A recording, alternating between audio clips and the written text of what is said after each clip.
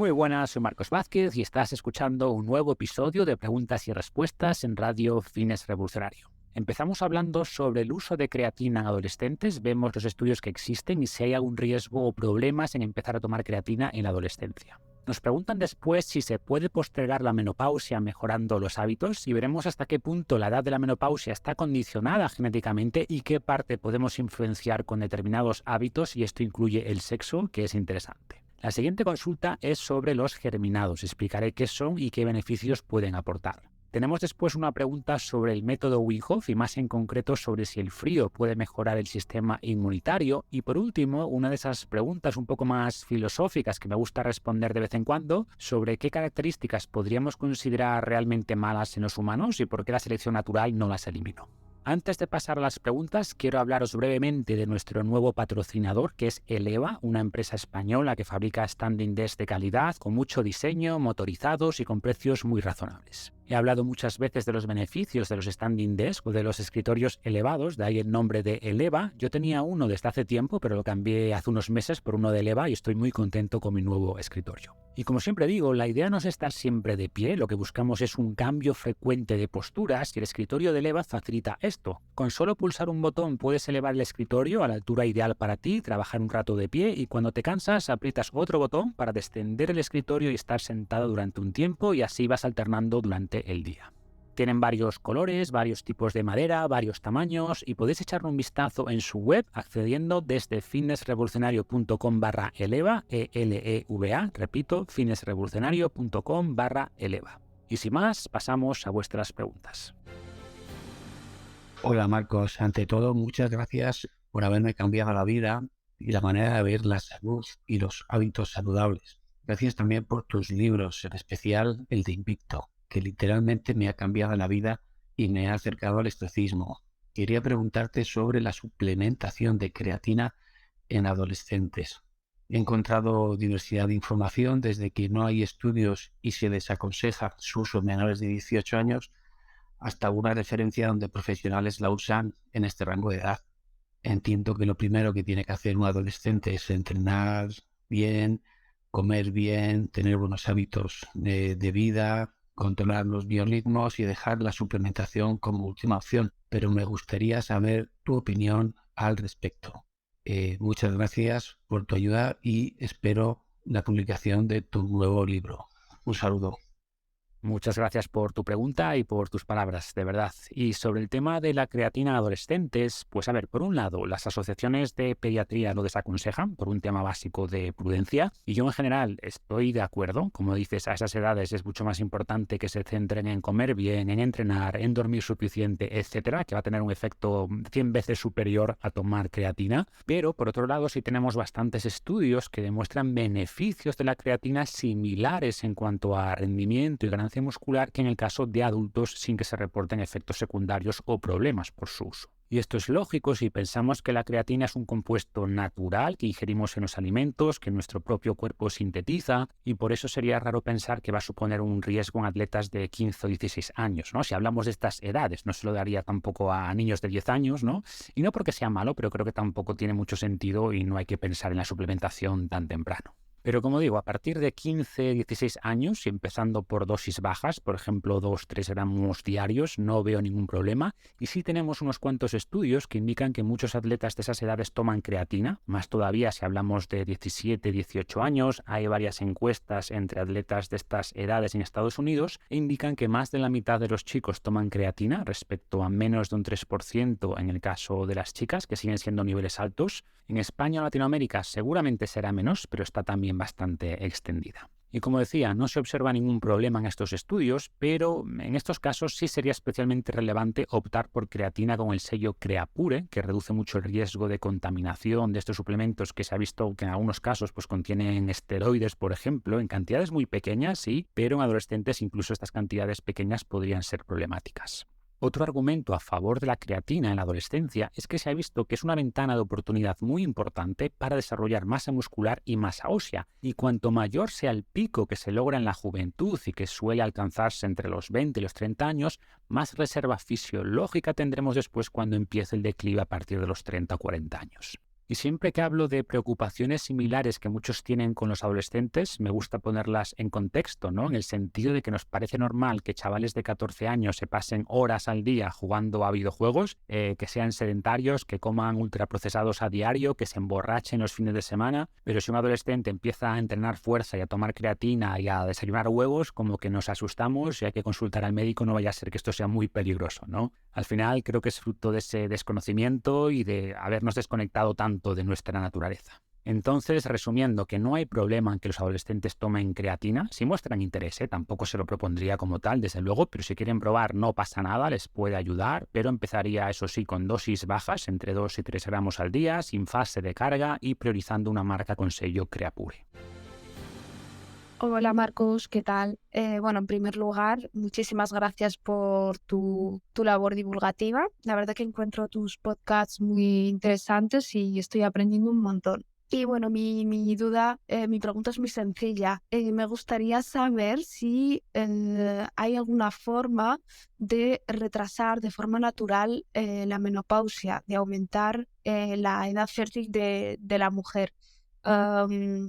Mi duda es básicamente saber si las mujeres estamos condenadas, entre comillas, a tener una edad fértil según lo que dictan nuestros genes o si hay alguna forma natural, mediante la nutrición, el ejercicio, de retrasarla. Si existen estudios sobre esto, porque es algo que me estoy preguntando últimamente mucho y nunca he visto información al respecto.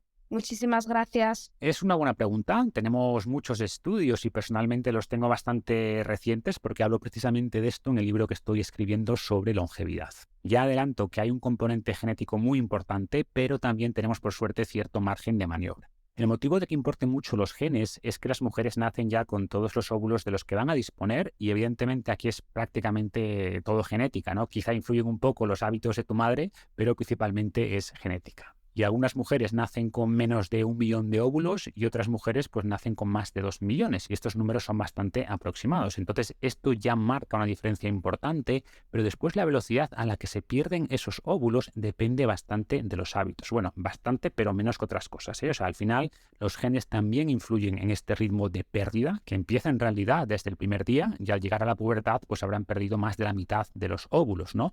Y después en cada ciclo menstrual se pierden más, no solo el óvulo finalmente seleccionado, sino todos los de los folículos activados, más otros muchos que se van muriendo como parte del ciclo de vida natural de estas células. Y por concretar un poco más lo que se puede hacer, voy a leer directamente un extracto de este libro que repito que está en proceso. El hombre produce nuevos espermatozoides constantemente. La mujer, sin embargo, nace con la reserva completa de óvulos de la que dispondrá durante toda su vida. Cuando se acaban, llega la menopausia. La edad a la que esto ocurre dependerá del número de óvulos de partida y la velocidad con la que se pierden. Lo primero depende principalmente de la genética. En lo segundo influyen además los hábitos. Por ejemplo, fumar acelera la pérdida de óvulos y adelanta la menopausia entre 1 y 2 años. Llevar una buena dieta podría postergarla entre 2 y 3 años. Un estudio en 14.000 mujeres inglesas concluyó que los alimentos que se asociaban con menopausias más tardías eran el pescado graso, las verduras de hoja verde y las legumbres.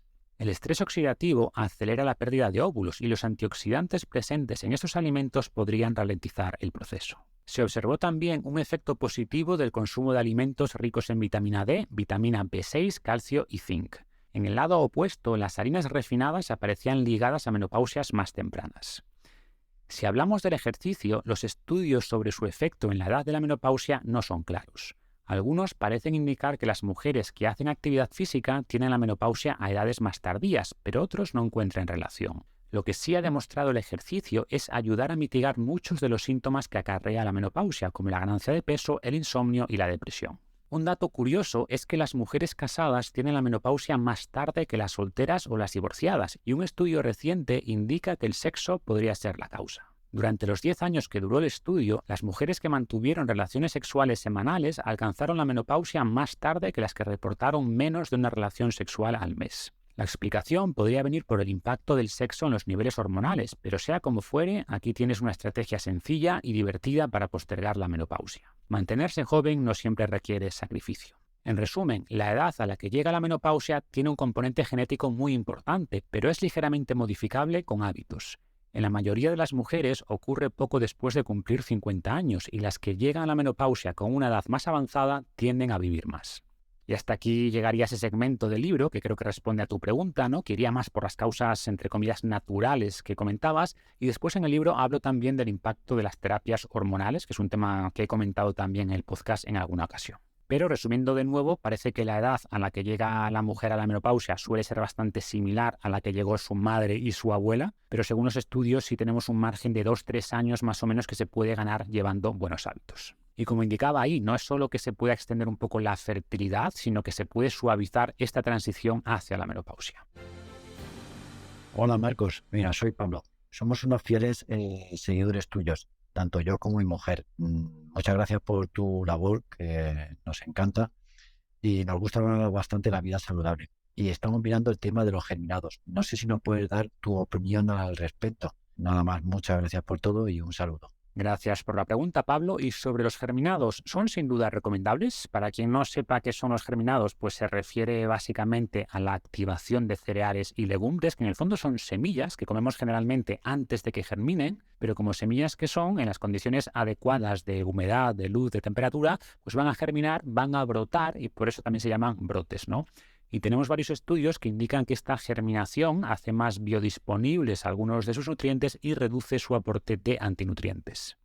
He hablado muchas veces de estos antinutrientes, ¿no? De fitatos, de lectinas, que en la mayoría de casos no son problemáticos, primero porque estamos bien adaptados a ellos y segundo porque aunque secuestren algunos nutrientes, no es tampoco un problema llevando una buena dieta en general. Pero es posible que sí fuera un problema hace miles de años en sociedades que se alimentaban principalmente a partir de estos alimentos y por eso la germinación no es una técnica nueva y se ha usado, como digo, desde hace miles de años. Hay gente que realiza este proceso de germinación en casa o se pueden comprar directamente los germinados que se venden, desde brotes de alfalfa, de guisante, de lentejas, de brócoli, ¿no? A partir también de sus semillas, etc.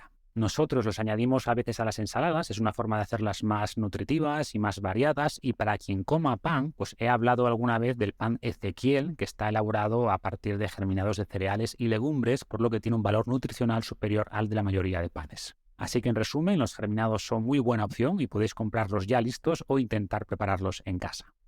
Sí.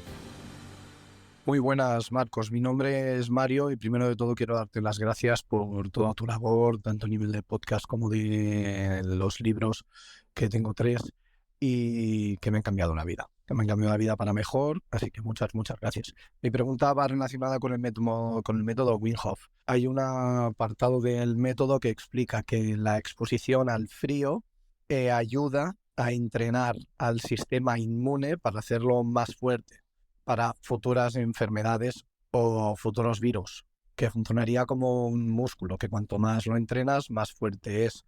Y no sé qué evidencias científicas hay sobre esto, si hay en algún experimento en el que diga que efectivamente esto es así, que cuanto más entrenamos el sistema inmune, en este caso con la exposición al frío, más fuerte es, entre comillas, este sistema inmune para protegernos de futuras amenazas.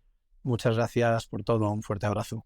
Muchas gracias, Mario, y empiezo reiterando lo que ya indicas en tu pregunta, que es que el método Wim Hof tiene varios elementos. Los dos más importantes son la respiración y el frío, y te diría que el más importante es la respiración. Quizá el frío llama más, es muy instagramable eso de sumergirse en una bañera de agua helada llena de cubitos de hielo, pero en los eventos del método Wim Hof que hacemos mucha más gente se sorprende con el efecto de la respiración que el del hielo, ¿vale? Aunque no sea tan llamativo desde fuera. Y aprovecho tu pregunta para anunciar que el 10 y el 11 de junio haremos 2 eventos del método Wim Hof en Santiago de Compostela. Será la primera vez en Galicia, así que a quien le interese que se lo agende. No están abiertas todavía las plazas, pero lo anunciaremos pronto y se suelen agotar rápido. Así que la mejor manera de no perdérselo es sumándose a mi newsletter en fitnessrevolucionario.com/lista, porque siempre lo anuncio primero por ahí. Volviendo a tu pregunta, y si hablamos en concreto sobre el frío, tenemos muchos estudios sobre sus efectos. Quizás lo mejor documentado es que exponerse al frío eleva los niveles de noradrenalina, dopamina y beta-endorfinas, lo que mejora la vigilia y atención. Y varios estudios indican que las duchas frías son un tratamiento efectivo contra síntomas de depresión y personalmente he recibido muchos mensajes de personas que han notado este efecto. La exposición al frío eleva puntualmente el metabolismo y parte de este aumento viene de la activación del tejido adiposo marrón. Este tejido adiposo marrón o grasa parda es rica en mitocondrias y su especialidad es convertir calorías en calor. Y ojo, no estoy diciendo que vayas a perder mucha grasa dándote duchas frías, porque no es un estímulo suficientemente potente o suficientemente largo, mejor dicho, pero estudios donde exponen a sujetos a temperaturas de entre 17 y 18 grados durante horas ya demuestran un gasto energético de varios cientos de calorías al día, que no es despreciable, y esa temperatura es fresca pero bastante tolerable. Sobre la pregunta concreta del sistema inmunitario, tenemos también varios estudios que indican que exposiciones puntuales al frío mejoran el funcionamiento de este sistema. En parte puede venir por el efecto antiinflamatorio del frío, y se ha visto que el frío eleva puntualmente algunos tipos de glóbulos blancos. También se ha visto que las personas que nadan con frecuencia en agua fría tienen más leucocitos y monocitos, y las que terminan la ducha con agua fría reportan menos ausencias laborales. Tenemos también un estudio que se hizo con el propio Wim Hof, con él y con personas a las que él entrenó, que tuvieron una mejor respuesta inmunitaria ante la inyección con una endotoxina que el grupo de control que no había tenido la formación con la respiración y con la exposición al frío. Entonces, algo hay, ¿vale? Pero es verdad que son todavía estudios preliminares, en grupos pequeños, otros son observacionales, por lo que tampoco permiten sacar conclusiones muy claras. Pero bueno, yo creo que es una buena práctica esta dosis hormética de frío, es decir, no se trata de pasar frío todo el día, porque eso claramente puede ser malo y puede incluso inhibir el sistema inmune. Y después tenemos bastantes experiencias reportadas de personas que han notado mejoría en trastornos autoinmunes como por ejemplo artritis reumatoide, porque no hay que pensar tanto en fortalecer el sistema inmunitario como en mejorar su regulación. Es decir, si tienes una enfermedad autoinmune, no quieres más actividad del sistema inmunitario, quieres mejorar la regulación de ese sistema, no quieres que ataque a los invasores y no a tus propios tejidos, y parece que el método Wim Hof puede ayudar. Pero repito que todavía pocos estudios, hace falta más evidencia para poder dar una respuesta definitiva para establecer ya protocolos concretos.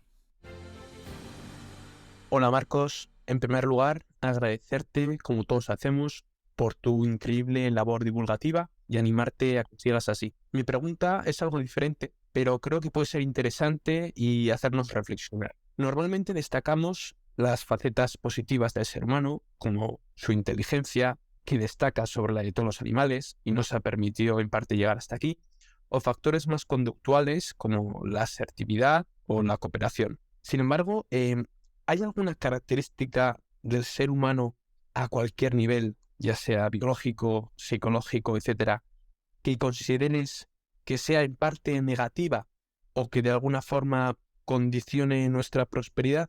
Eso es todo. Muchas gracias. Gracias por la pregunta. Es de esas que me gusta incluir de vez en cuando porque creo que nos ayudan a entender mejor nuestra especie. Y una vez más, debemos mirar eso que llamamos bueno o malo desde la perspectiva de la evolución o de la selección natural. Porque si hablamos de esta selección natural, las características buenas eran las que nos ayudaban a sobrevivir y a procrear, y las malas eran las contrarias, ¿no? Las que reducían estas probabilidades. Y por eso la inteligencia, como mencionas en tu pregunta, pues fue buena en nuestro caso porque nos ayudó a inventar tecnología, que a su vez nos ayudó a defendernos de nuestros depredadores, a construir mejores refugios y en definitiva a extendernos por todo el planeta. Pero muchas cosas que consideramos malas, como la violencia o el egoísmo, siguen en nosotros porque para la selección natural eran buenas. Individuos muy pacíficos que no hubieran querido luchar, pues hubieran sido dominados por otros grupos o no habrían conquistado nuevos territorios para obtener más recursos, ¿no? O individuos muy altruistas que se hubieran sacrificado siempre por los demás, pues tampoco habrían sobrevivido. Imaginemos un rebaño de gacelas y por algún tipo de mutación sale una gacela muy altruista hasta el punto de que cuando percibe que un león va a atacar al grupo, pues se pone en la primera, ¿no? ¿Qué ocurriría? Pues que a los pocos años de nacer estaría muerta y sus genes altruistas no se propagarían. O siguiendo con este ejemplo, imaginemos que todas las gacelas fueran altruistas y muy colaboradoras y ante un ataque de un león, en vez de escapar, se enfrentaran todas juntas a él.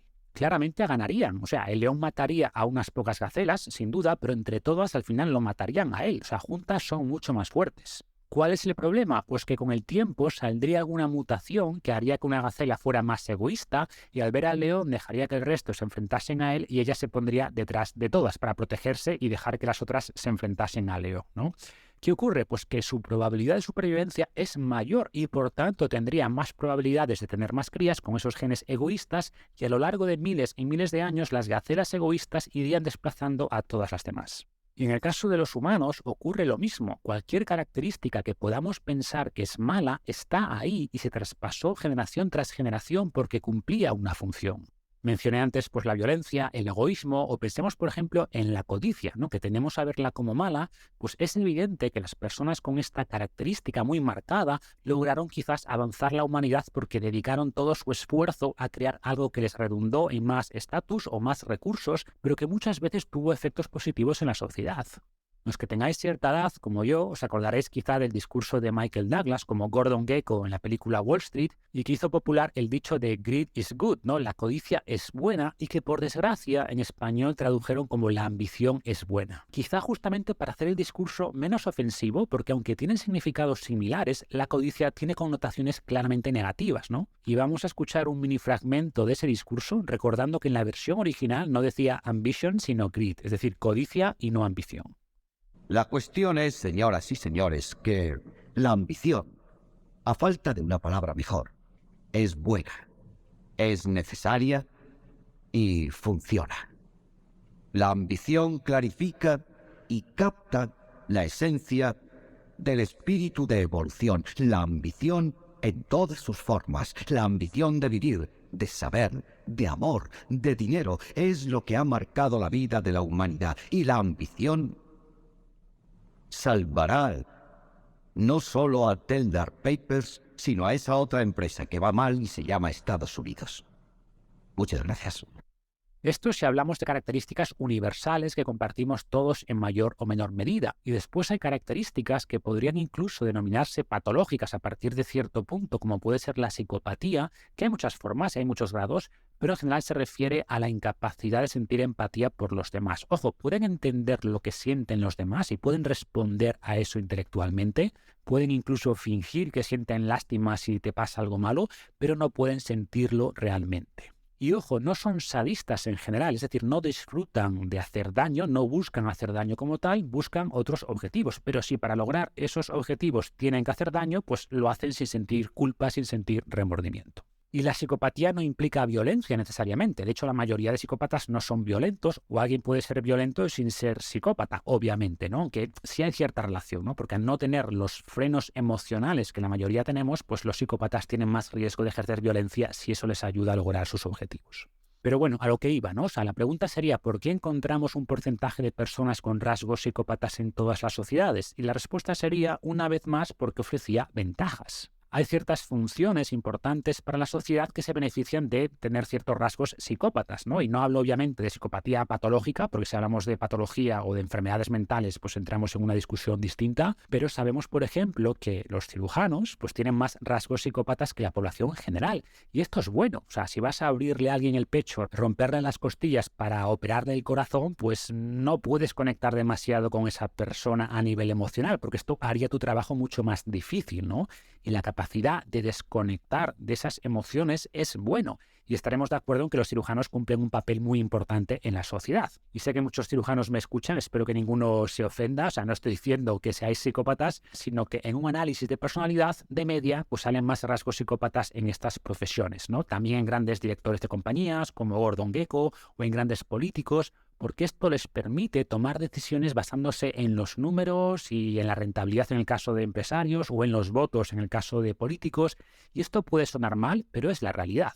Y uso estos ejemplos para que entendamos que no solo tenemos que pensar en características como buenas o malas a nivel de los individuos, sino también de las sociedades. O sea, lo que puede ser malo para un individuo, malo en el sentido de hacerle quizás menos feliz, puede ser bueno para la sociedad en general. O que algo sea malo o bueno para la sociedad va a depender del equilibrio adecuado de atributos y personalidades y tendencias de los individuos que la forman. Como siempre digo, la selección natural no busca nuestra felicidad, sino nuestra supervivencia. Está optimizada para eso. También es verdad que está optimizada para eso operando en un entorno muy distinto al actual y que parte de esos programas, entre comillas, en el mundo moderno pueden generar problemas. Por ejemplo, creo que una característica peligrosa es la tribalidad. Los humanos somos muy tribales, somos muy buenos colaborando con nuestro grupo para competir con otros grupos y todo apunta a que esa tribalidad está generando una sociedad mucho más fragmentada, mucho más polarizada que hace tan solo unas décadas.